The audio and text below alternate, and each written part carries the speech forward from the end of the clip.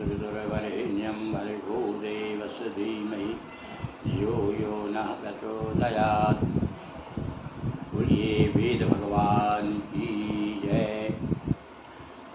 बंधुओं, आज से भगवती नर्मदा की प्रेरणा से हम रामचरितमानस तो आपको सुना ही रहे हैं। आज से आपको हम वेदों की ओर ले चलते हैं।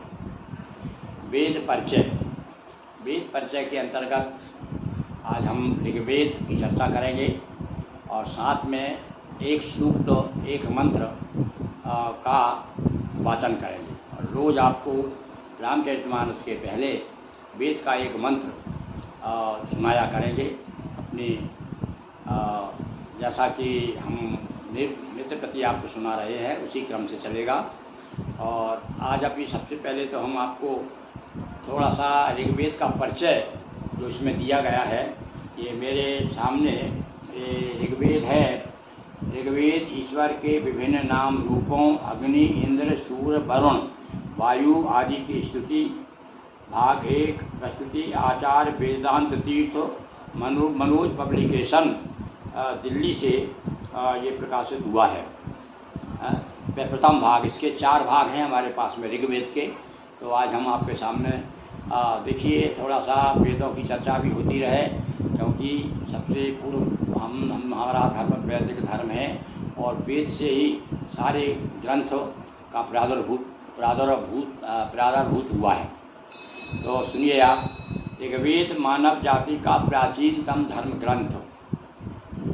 वेद का परिचय हम थोड़ा दे रहे हैं आपको, तो आपको लगेगा कि देखिए वेद के में क्या है।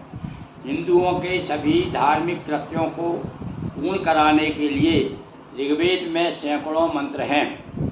ऋग्वेद को हिंदुओं का सर्वाधिक प्राचीन धर्म ग्रंथ कहा जा सकता है, परंतु अपनी विषय वस्तु को सघनता, मानव जीवन के कल्याण की भावना को अपने भीतर संजोए रखने के कारण ऋग्वेद समस्त मानव जाति का आदि ग्रंथ है। इस पर ध्यान दीजिए, इस वाक्य में ऋग्वेद समस्त मानव जाति का आदि ग्रंथ है। जीवन के शाश्वत सनातन मूल्यों की स्थापना, उनसे प्रेरित होकर के उन्हें अपने जीवन का अंग बनाने की प्रेरणा ऋग्वेद के मंत्रों से प्राप्त होती है। ऋग्वेद नास्तिकों का नहीं, आस्तिकों का ग्रंथ है भाई। मनुष्य के उत्कर्ष के लिए जिस धन की आवश्यकता है वह ऋग्वेद में प्राप्त हो जाता है। यहाँ सहयोग पाने की नहीं, सहयोग देने की भावना के दर्शन होते हैं। यानी ऋग्वेद हमें ये बताता है कि हम जीवन में परस्पर एक दूसरे को सहयोग देना चाहिए। ऋग्वेद के धर्म में धर्म, अर्थ, काम, मोक्ष की प्राप्ति संभव है। इसमें मनुष्य के कल्याण, अभ्युदय, उन्नति, मुक्ति की भावना निहित है। इसमें धर्म, अर्थ और काम को धर्मानुकूल रखने की प्रवृत्ति देखी जा सकती है। यह धर्म त्याग मूलक है। यहाँ अर्थार्जन करना अथवा स्वार्थ की पूर्ति करना ऋषियों का लक्ष्य नहीं है। जितने भी ऋषि हैं हमारे वेदों के, उनका लक्ष्य क्या है? स्वार्थ नहीं है, परमार्थ है। हमारा सारा जीवन हमारे धर्म ग्रंथ और परमार्थ के आसपास घूमते हैं। ऋग्वेद के मंत्रों में प्राणी देवों की कृपा पाना चाहता है, वह उनसे प्रार्थना करता है, उनसे कृपा की आकांक्षा करता है। ऋषिगण देवताओं के गुणों का उल्लेख करके मनुष्य को देवताओं जैसे गुण अपनाने के लिए उपदेश देते हैं। अब ये रहस्य की बात है, हम देवताओं के गुणगान, उनके चरित्रों का क्यों करते हैं? क्योंकि वैसे ही चरित्र, वैसे ही सद्गुण हम में भी आ जाए, इसलिए हम उन्हें बार बार दोहराते हैं। यज्ञ के माध्यम से देव कृपा पाने की आशा की जाती है। हाँ, वेदों का परम मुख्य उद्देश्य जो है यज्ञों की ओर जाना। प्रकृति की रहस्यमयी शक्तियों में ही परमात्मा का अंश विद्यमान है। कहाँ है? आसमान कहा ना, कभी कण कण में भगवान है। तो जितनी भी शक्तियाँ हैं रहस्यमयी प्रकृति की, उन सब में भगवान का वास है। मनुष्य उसी शक्ति से तादात्म्य करना चाहता है जो प्रकृति से जुड़ रहे हैं। मतलब कहना चाहिए कि प्रकृति के माध्यम से, कृतिकार से जुड़ने का लक्ष्य है हमारे ऋषियों का। एक वैदिक यज्ञ धर्म में पुरोहितों और विद्वानों का विशिष्ट स्थान है। यह यजमान और देवों के बीच का सेतु है। यज्ञ में पुरोहित ही यजमान के कल्याण के लिए देवताओं को आहुति देता है और बदले में उसके लिए धन धान्य दीर्घायु की कामना करता है। यजमान पुरोहित की प्रत्येक सुख सुविधा का ध्यान रखना अपना कर्तव्य समझता है।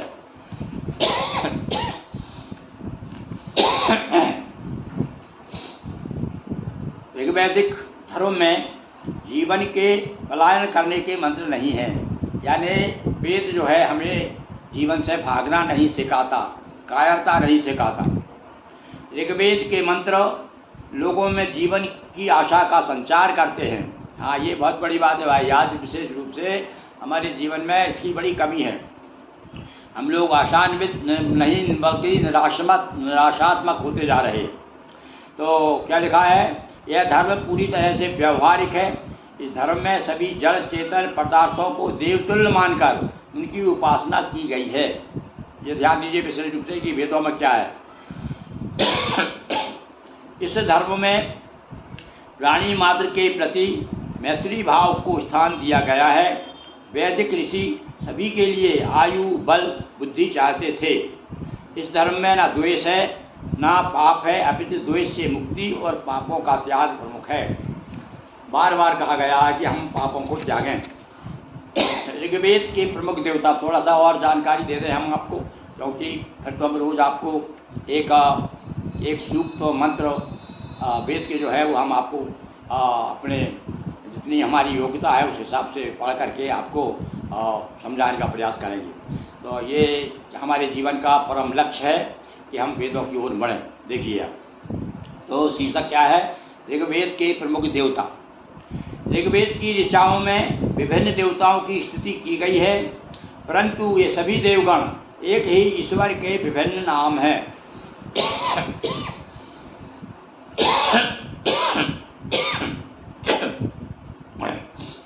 वैदिक ऋषियों ने इन देवगणों को प्रकृति के मध्य से खोजा। सृष्टि की विराट चेतना के मध्य जो अतीन्द्रिय अनुभव वैदिक ऋषियों को हुए, वे देवता उन्हीं अनुभवों का परिणाम थे।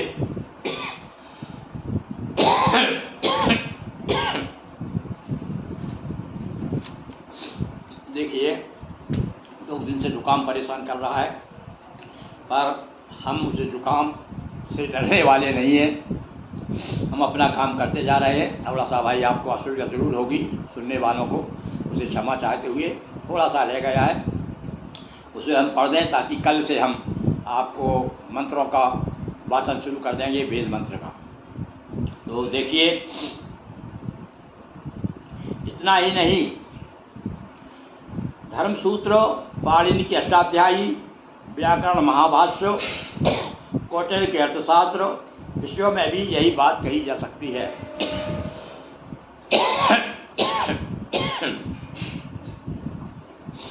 वैदिक संहिताओं में 2-4 शब्द ऐसे मिलते हैं जिनमें परमेश्वर के व्यापक स्वरूप को प्रकट किया गया है। वैदिक देवताओं में सबसे पहला नाम आता है भैया अग्नि का। सबसे पहले स्तुति बताते हैं अग्नि की गई है।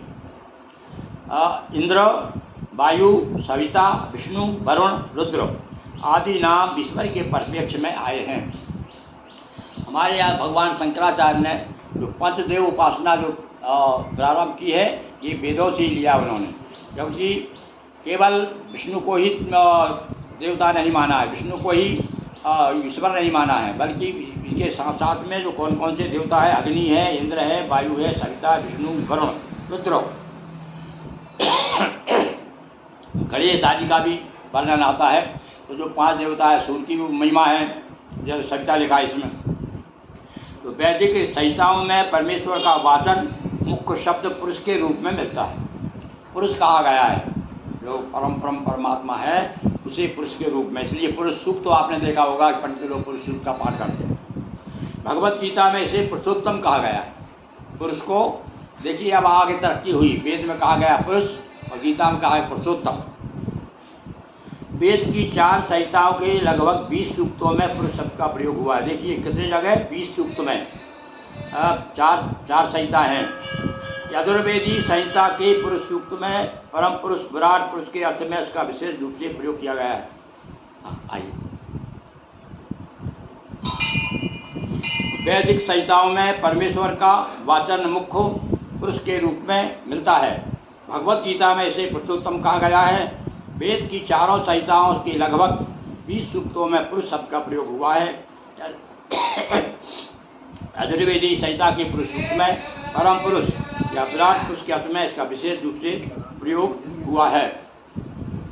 कुछ विद्वानों का मानना है कि वेद में देवताओं की स्तुति न होकर ईश्वर की ही स्तुति है। भले भी उसे अग्नि, इंद्र आदि नामों से पुकारते हों, उन सब के पीछे परमेश्वर की सत्ता विद्यमान है। मंत्रों में जहाँ देवता का संबंध सृष्टि के साथ उद्धृत किया गया है, वहाँ समझना चाहिए कि परमार्थ में ईश्वर ही सृष्टा है। देवगण उसी ईश्वर की शक्ति के सारे कार्य संपन्न करते हैं। बोलिए वेद भगवान की जय। अक्षरम पदभ्रष्टम मातरा नरवे दर्शनता देव प्रसीद परमेश्वर।